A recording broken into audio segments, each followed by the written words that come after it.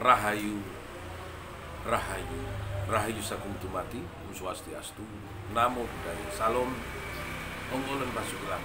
Assalamualaikum warahmatullahi wabarakatuh. Pemirsa Cahaya Batin, hampir 5 hari kami tidak mempodcast karena saya secara pribadi sedang menyiapkan pameran saya seni rupa dan mencatat sekaligus menulis tentang aksara Jawa. Hari ini kita akan bahas Aksara. Kenapa lukisan saya lukiskan ada aksara Ho di tengah-tengahnya, dada, dan semua unsur di dalam diri itu ada Ho.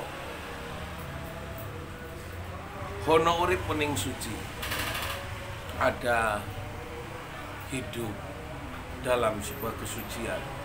Ada kesucian pasti ada kehidupan. Yang menciptakan kehidupan adalah sumber dari kesucian itu sendiri. Yang hidup adalah sebenar-benarnya yang telah tersucikan. Yang dihidupi adalah yang benar-benar mengalami sebuah proses persucian. Yang akan menikmati hidup dan merasakan kehidupan yang sejati adalah orang-orang yang mengalami, menjalani, menuju sebuah proses kesucian.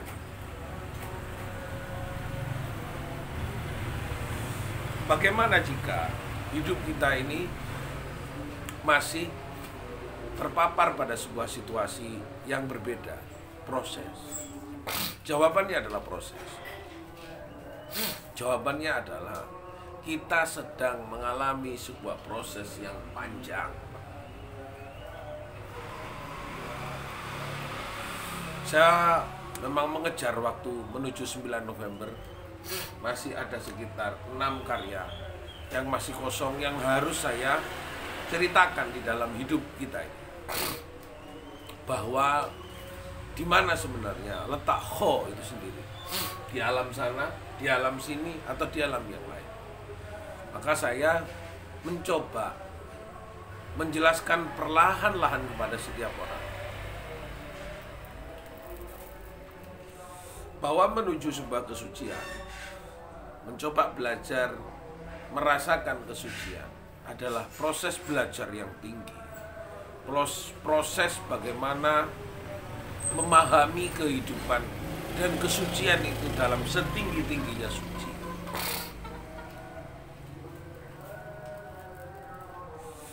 Maka kami jelas pikirkan bahwa ruang kehidupan dan kesucian itu adalah ruang yang sama dan seimbang. Kehidupan dalam menuju kesucian itu digambarkan dalam alam maya, alam kawiyangan, alam suryoloyo.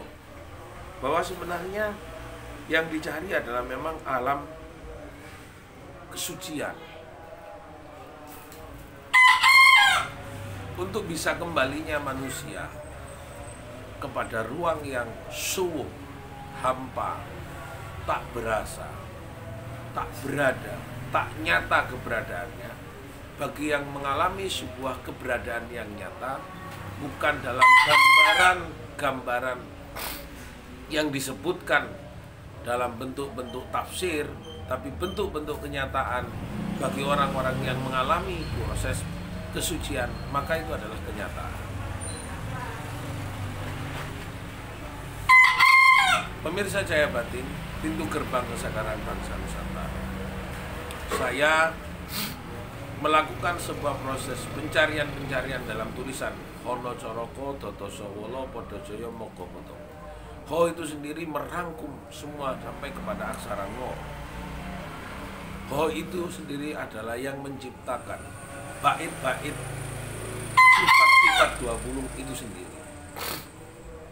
Di mana sebenarnya? Saya cari betul di usus. Saya cari pendaran-pendaran usus di dalam tubuh kita, di darah, pendaran-pendaran syarat atau saluran-saluran darah kita yang menciptakan nur, nir atau nar, menciptakan panas, dingin atau halus. Pencarian-pencarian itulah yang sebenarnya saya dalam Tangan saya kotor semua karena melukis betul, mencari, tidak menggambarkan yang saya lihat, tapi merasakan apa yang saya gambarkan, apa yang sedang saya rasakan. Agar suatu saat orang melihat bahwa di dalam raganya itu tersimpan sebuah kemuliaan, di dalam raganya tersimpan sebuah kesejatian, di dalam dirinya atau badan itu sendiri tersimpan sebuah keheningan, keweningan, kemuliaan, dan sebagainya dan sebagainya. Pemirsa Cahaya Batin, pintu gerbang kesadaran bangsa Nusantara. Ragam apa yang sudah ditemukan, nilai apa yang ditemukan adalah sebuah sumber dari Hono Urip Kuning Suci. Apa yang terjadi di dalam diri kita itu adalah apa yang terjadi di dalam batin kita. Maka sudah barang tentu apa yang terjadi di dalam diri kita adalah kesucian yang abadi, adalah kemurnian yang abadi. Hanya saja kita telah mengarahkan kepada hal yang lain. Jika itu diarahkan kepada sumber dari sumber kehidupan yang sejati, maka yang terjadi adalah kita akan kembali kepada wening suci. Hono urip wening suci. Dalam bahasa Madura, beda bedena, bede atina bede. Jadi bede bedena, adanya aku badan ini karena yang ada, yang menciptakan keberadaan.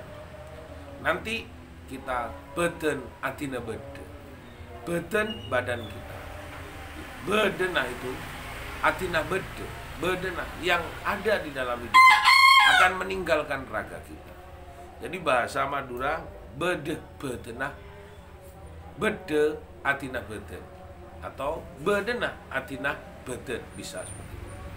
Jadi suatu saat aku hari ini ada karena adanya yang menghidup. Tapi suatu saat bedena itu atina bede, atau bedena keberadaannya akan meninggalkan aku juga. Ini tinggi sekali dalam sastra Madura dan sastra Jawa. Banyak orang yang sudah tidak bisa melihat la haula wala quwata illa billah. Bedena bede atina bede, atau bedena atina beden. Semoga ini menjadi perenungan kita semuanya. Rahayu, Rahayu Sakuntumati. Om Shanti, Shanti, Shanti. Hong Wilahing Mastono Musidam Sekaring Panolak. Salam. Wassalamualaikum warahmatullahi wabarakatuh.